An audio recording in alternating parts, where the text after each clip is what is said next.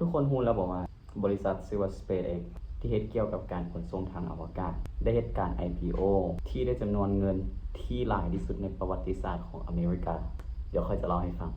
ก่อนอื่นหมดค่อยจะพาทุกคนไปรู้จักกับบริษัทที่ชื่อว่า SpaceX ตั้งแต่ในอดีตจนถึงปัจจุบันจุดเริ่มต้นของบริษัท SpaceX เริ่มต้นขึ้นในปี 2002 หลังจากที่อีลอน มัสก์ขายบริษัทที่ชื่อว่า PayPal ได้เงินหลายกว่า$100 ล้านถ้าเป็นคนทั่วไปก็อาจจะไปใช้ชีวิตแบบหรูหราแม่นบ่แต่กงกันข้ามกับอีลอนเราเป็นคนที่อยากจะสร้างสิ่งที่มหัศจรรย์เรามีคำถามหนึ่งที่ถามตัวเองว่าถ้ามือหนึ่งโลกเกิดภัยพิบัติที่ยิ่งใหญ่ขึ้นมามนุษย์เราจะเป็นจังไดและเราก็ได้คำตอบที่บอกตัวเองว่ามนุษย์ควรที่จะอยู่ในหลายๆบอนในหลายๆดาวเคราะห์ในจักรวาลนี้นั่นคือ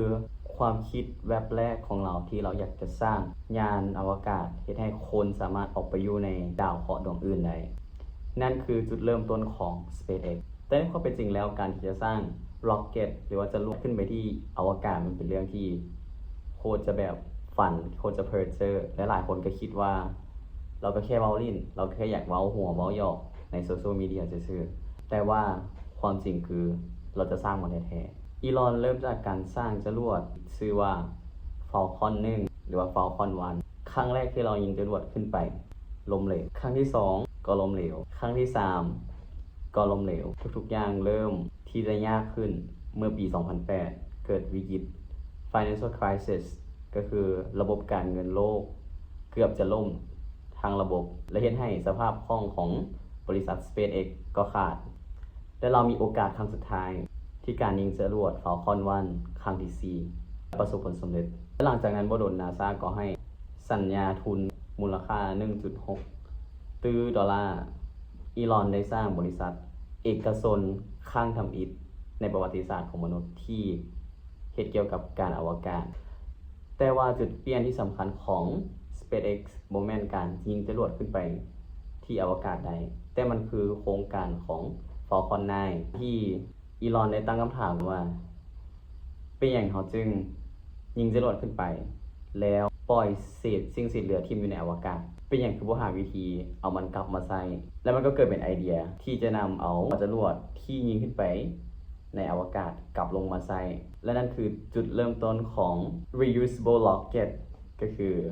จรวดที่สามารถนำคืนมาใช้ได้และสิ่งที่มหัศจรรย์ก็คือเราสามารถเฮ็ดสิ่งนี้ได้สำเร็จและภายในระยะเวลาที่เราส่งจรวดขึ้นไปในอวกาศเราปล่อย Starlink ก็คือเป็นดาวเทียมที่ส่งสัญญาณอินเทอร์เน็ตลงมาหาโลกที่บอกว่าเจ้าจะอยู่หม้องใดของโลกหรือว่าอยู่ถึงภูถึงยนต์ถึงที่ห่างไกลศอกลีกสินะเจ้าก็สามารถใช้ Starlink เพื่อจะเข้าหาอินเทอร์เน็ตได้และตอนนี้ SpaceX ก็กำลังพัฒนา Spaceship คือจรวดที่ใหญ่ที่สุดในโลกระดับตึกเลยที่สามารถขึ้นไปปล่อย Starlink ได้จำนวนมหาศาลหมายความว่าอีลอนจะสามารถส่งจรวดขึ้นไปแล้วปล่อย Starlink เพื่อจะส่งสัญญาณอินเทอร์เน็ตเข้ามาที่โลกในจำนวนหลายๆบางทีเราอาจจะเห็นในอนาคตก็คือว่าเสาสัญญาณอาจจะมีความหมายอีกต่อไปเพราะว่าทุกคนอาจจะไปใช้ Starlink ที่บ่จำเป็นต้องมีสายเคเบิลเราสามารถใช้เพียงสัญญาณที่ส่งผ่านจากดาวเทียมเท่านั้นนั่นก็คือความรู้เบื้องต้นของบริษัทชื่อว่า SpaceX และเป็นที่จับตาเบิ่งคือในวันที่12เดือน6ปี2026 SpaceX ได้เปิดซื้อขายใน Nasdaq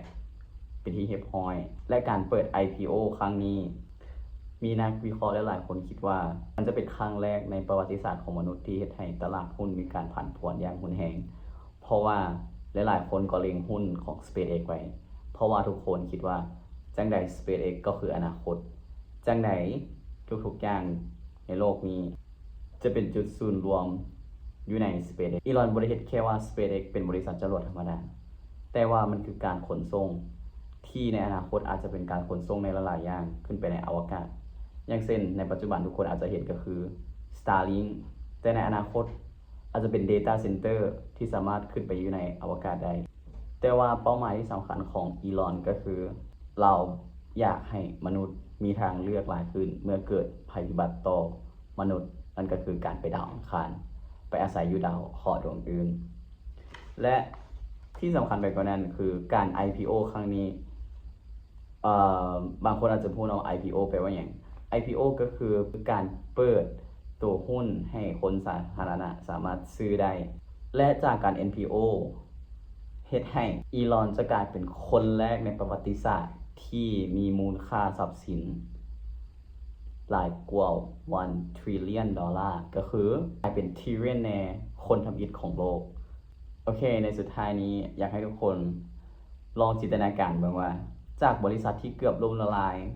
ในปี 2008 เหลือเพียงโอกาสเพียงครั้งเดียวที่จะยิงจรวดขึ้นไป ถ้าในปี 2008 ครั้งที่ 4 ที่เราปล่อยจรวด เราบ่ประสบความสำเร็จ ทุกอย่างก็จะพัง อาจจะมี SpaceX อย่างนี้ แต่ว่านั่นก็คือโชคดีของจนมาฮอดปี 2026 SpaceX ได้กลายเป็นบริษัทที่มีมูลค่าที่สูงที่สุดในโลก